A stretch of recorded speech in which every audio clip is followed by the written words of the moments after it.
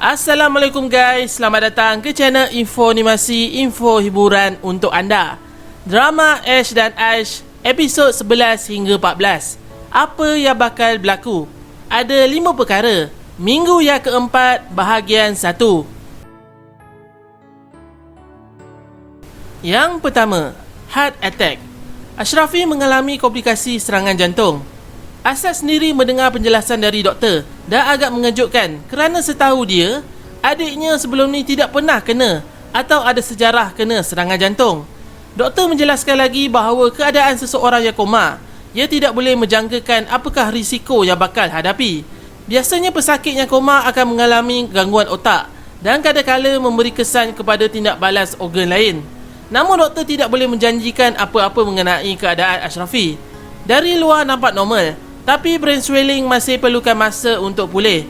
Oleh itu, rancangan untuk biarkan pesakit bernafas sendiri perlu ditangguhkan dulu. Dan Asad angguk tanda setuju.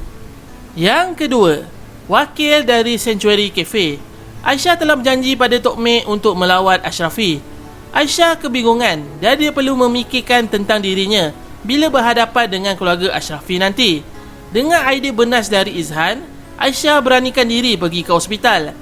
Kalau ikutkan Kak Wati, dia menyuruh Aisyah berterus terang bahawa dia adalah isteri Ashrafi yang sah dan tunjukkan kad nikah sebagai bukti. Sampai di hospital, Aisyah berjumpa dengan penyambut tetamu sambil memegang bakul cedera hati yang disediakan oleh Izma, dan dia memperkenalkan dirinya sebagai wakil dari Sanctuary Cafe, kafe milik Encik Ashrafi. Tapi buat masa itu, pesakit hanya boleh dilawati oleh keluarga terdekat saja. Kerana baru sebentar saja Ashrafi mengalami sedikit komplikasi dan doktor terpaksa mengehadkan pelawat untuk sementara waktu. Aisyah berasa gemetar dan jantungnya berdegup kencang bila mendengar perkara tersebut. Waktu yang sama ketika dia melihat Ashrafi berubah seperti kabur di rumah. Oleh itu, bakul cedera hati ditinggalkan dan Aisyah pun pulang.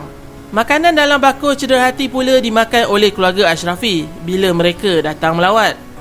Yang ketiga, gelagat Amni. Ashrafi geram melihat gelagat adiknya melayan muzik video Korea. Kemai Amni bernyanyi-nyanyi di depan abangnya yang sedang terbaring macam tunggul kayu mati. Ash dekatkan wajah pada adiknya. Perlahan-lahan dia tiup telinga adiknya, tapi masih tak ada respon. Ash hilang sabar dan dia terus menjerit. Dia berkata, buat apa tu?" Amni terus melompat dan dia berkata, "Hoi, kau siapa? Tak kelakar lah weh. Kau jangan, aku Simba dengan Ayah Yasin baru tahu." Mengekik-ngekik Ashrafi ketawa. Lepas itu, Amni kelang kabut tekan laptop dan memasang bacaan ayat suci Al-Quran. Kemudian, Amni menyalakan semua suis lampu bilik. "Lantaklah kau dik, asalkan kau bahagia," kata Ash. Yang keempat, gurau kasar Aisyah. Ketika Aisyah sedang bersarapan, roh suaminya muncul. Terkebil-kebil matanya sambil tersenyum simpul. Tergugat Imak Aisyah melihat kehansaman suaminya. Lepas itu, dia bertanya pada Ashrafi, "Awak memang boleh pakai baju tu je?" Ashrafi tengok diri sendiri atas bawah. Ini pakaian terakhirnya semasa kejadian hari itu. Ashrafi tahu dirinya hanya mampu sebegitu. Mandi tak perlu, makan minum tak payah. Apa nak heran? Mujur lah. Mujur apa? Yelah, mujur pakai macam ni. Saya tak boleh bayangkan kalau baju las awak kain plekat dengan singlet. Tak sanggup saya nak adab, gurau kasar Aish. "Bersyukurlah awak Puan Aisyah. Kalau saya bertuala atau pakai spender je macam mana?" Aish kenakan balik isterinya. Hilang selera Aisyah mahu menjamah makan. "Tak kuasa saya nak tengok. Berbulu mata adalah." "Tak kuasa konon. Kalau malu cakap sajalah." Nampak warna merah jambu naik ke pipi. Comel. Selama ni Ashrafi jarang pandang Aisyah dekat-dekat. Hidup pun asing-asing. Kahwin macam tak kahwin. Yang kelima, harta tersembunyi dalam rumah. Ashrafi menyuruh Aisyah menyelongkar laci amari dalam biliknya.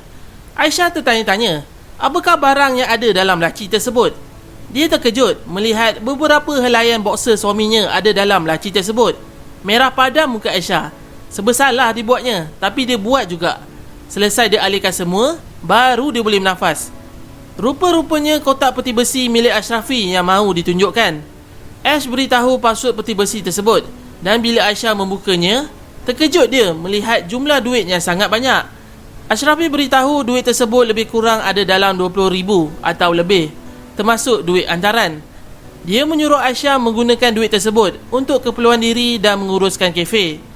Selain duit, terdapat juga buku bank, thumb drive, pasport dan beberapa helaian dokumen kafe.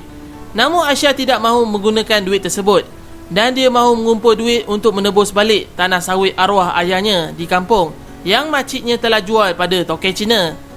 Kalau ikutkan, Ashrafi mahu membantu membayar tanah tersebut, tetapi Aisyah tidak mahu.